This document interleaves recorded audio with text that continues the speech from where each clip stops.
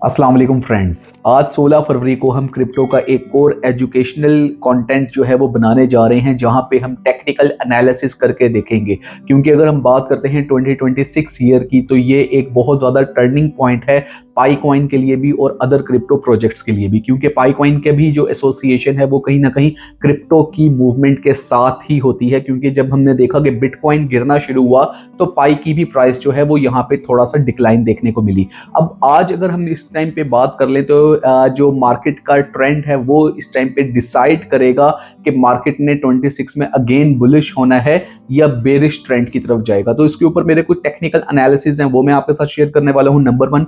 Number 2, जो शिब इनू coin के होल्डर्स हैं उनके लिए एक बहुत ज़्यादा इसमें एक आपके समझ लें कि एक पॉइंट है जहां पे उन लोगों को अब ये डिसाइड करना पड़ेगा कि अब उन्होंने क्या इसमें फर्दर होल्ड करना है, या इन्होंने यहाँ पे कोई प्रॉफिट टेकिंग करनी है, या जो अपनी ट्रेड है उसकी एवरेज को बेहतर बनाना है। इसके अलावा हम यहाँ पे इस वीडियो में फर्दर बात करेंगे कि जो पाई कॉइन की इस टाइम पे 2026 के रोड मैप के पॉइंट ऑफ व्यू से जो प्राइस आ रही है उसको कहीं पे इन्फ्लुएंस तो नहीं करेगी ये मार्केट की जो मूवमेंट्स हैं। तो ये वीडियो काफ़ी ज़्यादा एजुकेशनल होने वाली है, ये फाइनेंशियल एडवाइस बिल्कुल भी नहीं है। यहाँ पे मैं सिर्फ आपके साथ टेक्निकल एनालिसिस जो है अपनी शेयर करूंगा।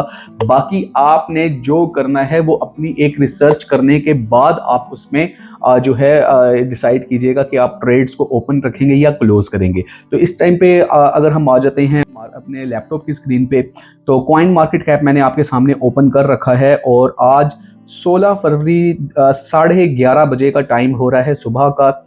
इस टाइम पे अगर हम देख लेते हैं तो मार्केट में बहुत ज़्यादा फियर देखने को मिल रहा है। यहाँ पे अगर हम बिटकॉइन की सबसे पहले बात कर लेते हैं तो कुछ टेक्निकली आपको मैं अगर बताऊं तो इस टाइम बिटकॉइन जो है अपनी 68,000 के ऊपर आपको नज़र आ रहा है, जो कि इसकी अगर मैं स्पोर्ट बताऊं तो 65 से लेके 71 के दरमियान आपको ये ट्रेड होता दिख रहा है। अब ये जो है ये इसका एक टेक्निकली अगर एनालिसिस करके देखें तो 65 जो है वो इसकी एक स्पोर्ट जोन है। अगर 65 की ये जो आपकी यहाँ पे स्पोर्ट जोन है ये ब्रेक अगर होती है, जो एक सेकंड में आपको 24 आवर्स के चार्ट में दिखाता हूं, जो आपको यहाँ पे देखने को मिल रही है ये 65,000 66,000 के ऊपर ये जो इसकी सपोर्ट है, अगर यहाँ पे ये ब्रेक करती है तो इसके बाद जो नेक्स्ट स्टेप इसका हो सकता है वो इसको जो सपोर्ट मिलेगी वो मिलेगी 58 के ऊपर, जो कि प्रीवियस जो लास्ट अभी इसने कुछ दिन पहले ऑल टाइम लो बनाया है अपना 2026 का 60,000 उससे भी बिलो है। 58 के ऊपर इसको दोबारा सपोर्ट मिलेगी, यानी अगर ये इस टाइम पे यहाँ से गिरता है तो अगली सपोर्ट इसकी 58 के ऊपर है। और अगर 58 से भी ये थोड़ा सा इसने रेजिस्टेंस लिया, 55 अगर ब्रेक हो जाता है तो बिटकॉइन जो है बिलो 50 जाने वाला है। और अगर एक दफ़ा बिटकॉइन 50,000 से बिलो निकल गया तो इसका मतलब है कि हम बेरिश ट्रेंड में आ जाएंगे और यहाँ से मार्केट को रिकवर करने में अच्छा खासा टाइम लगेगा। This will not be a easy task के एकदम से बिटकॉइन जो है दोबारा 50,000 से उठ के तो 150 लाख के ऊपर चला जाए, यानी कि 1 लाख से ऊपर इसकी जो प्राइस है वो निकल जाए, $1,50,000 पे चला जाए। ऐसा पॉसिबल 2026 में नहीं होने लगा। ये जो ट्रेंड है इस टाइम पे मोस्ट ऑफ द एनालिसिस वो यही कह रहे हैं कि जनाब यहाँ पे जो है सपोर्ट को इसने टेस्ट लाजमी करना है। इसके अलावा एक जो अगर हम देखें बुलिश ट्रेंड, वो क्या हो सकता है कि यहाँ से इसको 68 से इसको की सपोर्ट मिले, जो कि अभी हम पिछले 3 दिन से देख रहे हैं कि यहाँ पे इसने अपने आप को थोड़ा स्टेबल किया हुआ है और कोई बहुत ज़्यादा नीचे को मूवमेंट देखने को नहीं मिल रही जैसे हमें यहाँ पे देखने को मिली थी।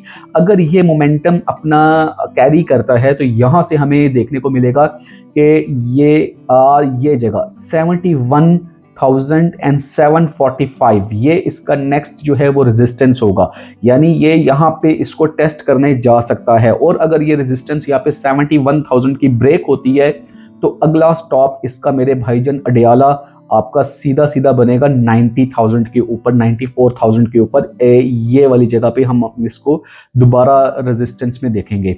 और जहां पे एक दफ़ा इसने 1 लाख को टच कर लिया फिर मार्केट में फॉर्म हुआ है, फिर ऐसा फियर ऑफ मिसिंग आउट आएगा, हर इंस्टीट्यूट हर बंदा इसकी तरफ भागेगा और यहाँ पे हमें देखने को मिलेगा कि बिटकॉइन जो है वो नए ऑल टाइम हाई की तरफ जा रहा है।